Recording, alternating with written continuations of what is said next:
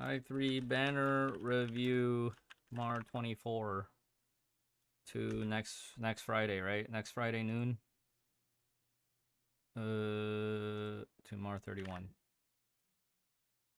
Never, welcome back. At least you didn't lock it in MA. True. True. Speaking of MA, let me make sure I clicked my dailies for this. I'm a little bit behind, but we'll probably just do a bunch of stuff tomorrow. Ooh, I'm capped. Let's take a look at the banners. Okay, so today we have Spina with Luna Kindred and Ragna with Turgenev. Ooh, juicy. So what does that mean for us? Expansion supplies, Spina was given out for free in 5.5. So for a lot of players, this is an easy skip. But for new players, I would only roll if you're whaling. If you're not whaling, you can kind of just wait for her to be added to Battle Pass. Or wait for her to be completely farmable. She's probably the definition of okay S rank, where at the time of her release, she provided really good alternative coverage to... At the time, Mobius was super meta. Right? Mobius was released in 5.2, and for those that skipped Mobius, Spina provided alternative coverage on a lot of fights.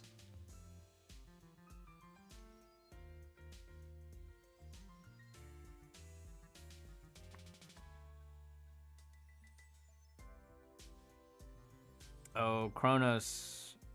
So I cannot play Aponia this week, huh? I have to play like HT or something? You want a snagger weapon and dip, Calix? Yeah, good luck. If you do have Spina, so let's take a look at Focus A. If you do have Spina, I personally enjoyed having Astral Rend. It's a very good stat stick of a Scythe for all Scythe users because, one of the passives is just total damage. Ragna is kind of like a G3 equivalent. Kind of a G3.5 for fire. Top and bottom work great on a lot of fire DPS. Top actually is great because it's combo and charge, but the bottom piece is specifically for charge attack. So, and your 2-piece set bonus is for charge attack. So you could use top and bottom together as a set, as a placeholder, but best on charge attack characters like Himiko, Spina herself. Himiko and Spina herself, right?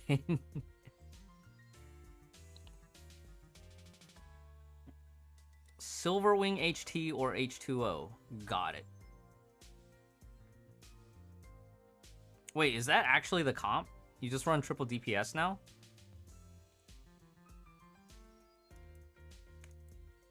Let's look at the off rates. Keys of the Void, old meta, also an exchange shop. If you're not whaling for collection, chances are you probably won't need that. Key of Castigation, old meta, skip. Crusher Bunny, good to have. Not top meta anymore, but it's still quite good to have. Sleeping Beauty, old meta. Zither, old meta. Astral Rend is what you're looking for, and then Cerulean Flare, good for utility. So from the weapons, we're looking at 3 out of 7, which is not good. That's like C tier banner, right? And then Stigmata. Turgenev is also on Focus B, but it's here as an off rate. I'd say that from the Stigmata, Turgenev is useful. Handle's craftable, but it's a G4, so getting handle off rates is not bad, and then getting Elysia off rates is not terrible. Shakespeare Adrift is a bit more niche. I probably would not recommend most players roll on this, right? Like, if you're a new player and you have a lot of money to dump into the game to try to catch up, this is like a C level banner, C average. Maybe even a C minus because of how old some of this stuff is, how niche some of this stuff is. Now, if you're trying to speed up your farming and you're trying to catch up on a lot of old stuff that you might not even necessarily need, but you want to have, I guess you could make the argument that you could roll, but other than that, this is very much a filler banner. Easy skip. Okay, Focus B though. Focus B is Turgenev, and Turgenev is one of the longest lived elemental support sets since mid 2021, Q2 of 2021.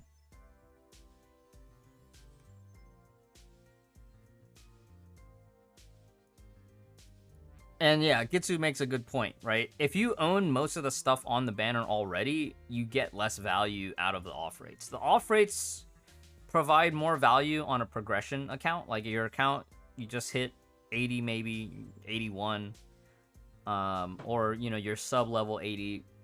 The gear from off rates will be more useful on a newer account than a more established account. Like when you're a more established account, what you generally want to look for is like summer spending events where you can target a specific piece that you're missing, or like a firepower supply where you can target a very specific piece of equipment, whether that's a weapon or like a stigmata, or you're waiting for a battle pass where you can fill in that missing piece. So we did have Turgenev on battle pass previously, but Turgenev is still a set where, like, if you're on a progression account, having at least 2 sets is nice for Memorial Arena. But if Memorial Arena is not your focus, then you only really need 1 set. However, having 2 sets does allow you to do like min-maxy stuff, like having different sets of affixes. You could have one that's like SP reduction, and then another one that's very much tuned for offense, having more attack stats, which is, nowadays you don't really need it on Turgenev itself, but Turgenev is one of the best alternatives for Hersher of Truth if you don't have her signature gear, and Crusher Bunny also for Hersher of Truth. One of the most stable alternatives. Although you won't be able to use the weapon active, you can still take advantage of the passive, where your team just does a flat bonus damage.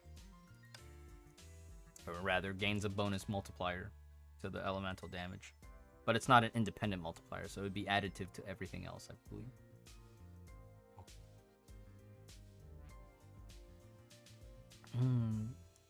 Okay, let's look at the off rates. So if you are checking Aru stats, you can see that in the timeline, on the CN banner, Focus A and B will share off rate pool, but on global, that is not the case. Pistols, Tranquil Arius. If you want to do some really cheeky Void Drifter stuff, Tranquil Arius is an old meta way to do that. Although I think modern meta, did Akayuki use Domain of the Void on his VD run on DXY? I've already forgotten. I watched the video and then I've already forgotten it. But I know Tranquil Arius was like the OG weapon for Void Drifter. So if you want to do old meta memes, Tranquil Arius is a good option for collectibles. If you are a Callan stan, getting Tranquil Arius is not bad, but I'm pretty sure this weapon is available in Exchange Shop. So priority-wise, not that great, right? Crusher Bunny is good, right? That's what we're here to roll on this banner for, if we decide to roll on this banner. And then I have Collapse, which was given for free, but high utility if you don't have a modern quantum solution.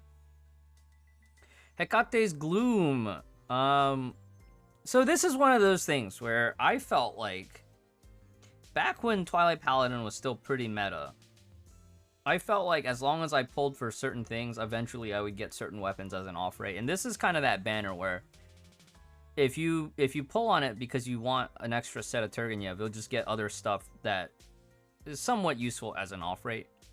Hecate's Gloom is definitely old meta, a bit past its prime. It did have a Priarm upgrade last year that kind of put it on the map for like 2.5 versions, and a couple of niche strats here and there.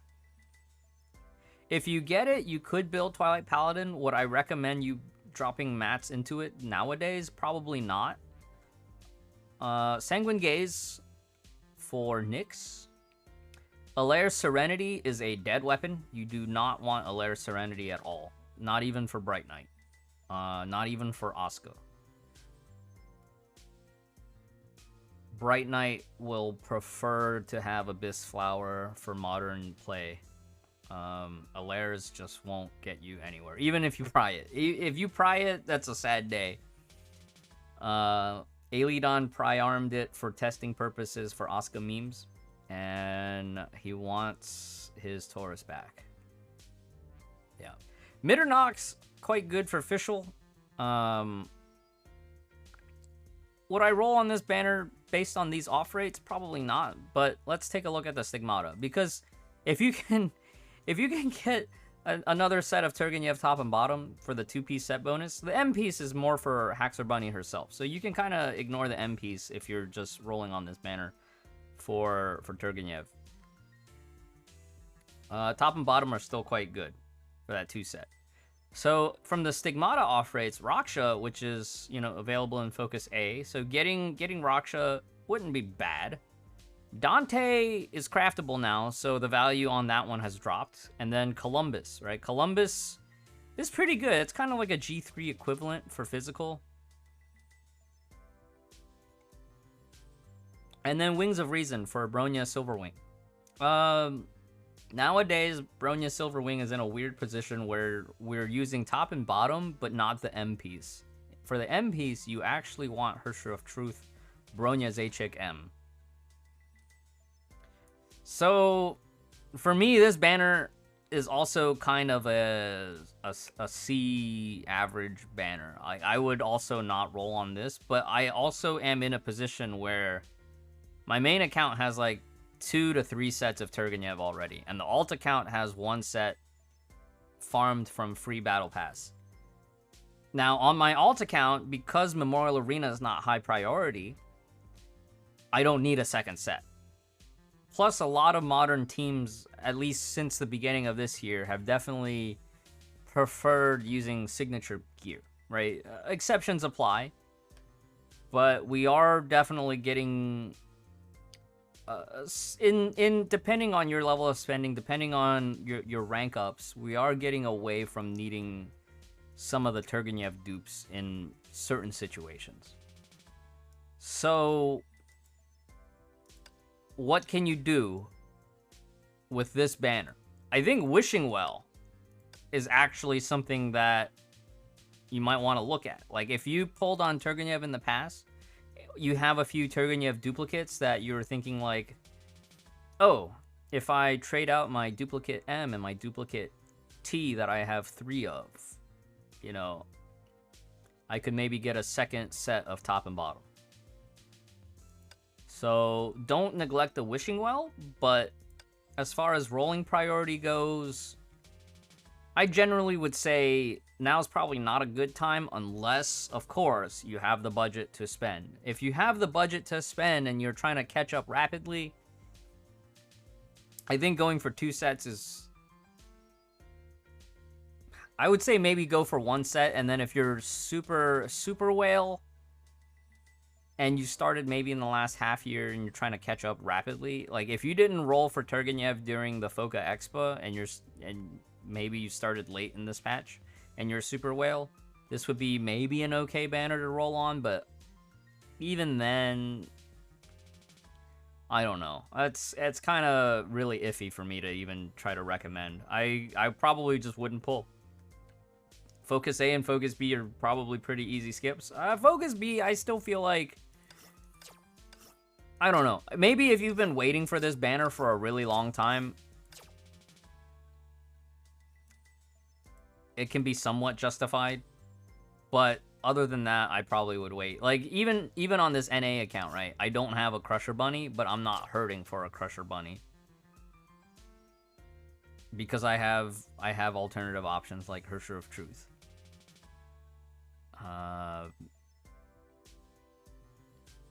But having Turgenev top and bottom, it has been nice. It has been nice. Now, as far as alternatives go, like if you don't have Turgenev at all and you want to skip this banner and you want to save up for like future content, there's quite a few things in the Foundry that you can use as alternatives. It will take some time. Hersher of Truth and Fischl can definitely use some form of the Caravaggio 2 set. If you're patient enough, well, let's just say JST is still functional. Probably won't give you as good of an uptime, unless you run 3-set, but even with 3-set, like, maybe Pardo is the only one who can actually maximize uptime with the 3-set. 3-set is generally considered a DPS loss, though, because the B piece is only there for the extended duration, and not actually providing you with additional buffs and debuffs. And then, I personally still find Irene Adler top and bottom for the 2-set as a viable alternative. It's a damage loss. It's a damage loss. Multipliers are significantly lower, but you get something closer to longer uptimes. You're trading out multipliers for uptime. So on my NA account, I played all of 2021 since Turgenev's release, all the way up until late 2022 when the Turgenev Battle Pass happened. I played that entirely with Irene top and bottom and crafted JST and Caravaggio 2 set. So, can you survive until the next elemental support meta shift universal set gets released? Probably. If you're only farming Red Lotus and you're not pushing into Nirvana for competitive play, or you have alternatives like Hersher of Truth fully geared,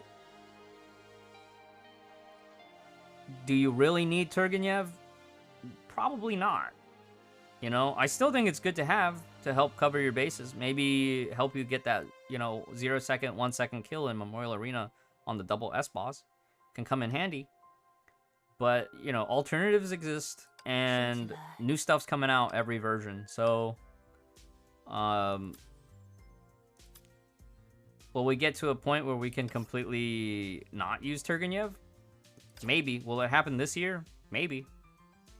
Or it might not happen, and maybe Turgenev becomes craftable before it happens. So, I don't know. I wouldn't roll. even though it's Turgenev and it's a good set, I probably still wouldn't roll. And of course, Mobius banner is still up on ADV for another week. We covered this last week. Check out that video if you want my thoughts on the Mobius ADV banner. Sets like Turgenev shouldn't be 50 pull guarantee at this point either. You can actually get so shafted. Yeah, that's another great point, Shade of Midgar. On original release, Turgenev and pretty much every other SP battlesuit gear, apart from Handle, because Handle was craftable, and the only thing unique from the Handle banner was Echoes of Paradise. On original release, the guarantee hard pity for all 4 pieces is 120 pulls, 30 pulls each. On a rerun, it is 50, right? 50 per piece, so up to 200. That's very costly. 200 pulls is 2 S-rank battlesuits. Or 1 3/4, close to 3/4 of an SP set. All according to plan, unfortunately. Yeah. In this way, they kind of penalize you for missing out on the launch ban. And in doing so, it's kind of conditioning for you to pull on an SP gear on original release. Otherwise, you just kind of skip it until you get it from off rates or battle pass. So, don't get baited. Don't fall into the trap. I think if I were on a fresh F2P account, I would probably just work with farmable alternatives. I wouldn't roll on this banner. I would just save. That's my thoughts on this week's banner review. This week's supply review for Focus A, Focus B, and Spina expansion. Alright, Captains, good luck. Keep saving. And I'll see you next time.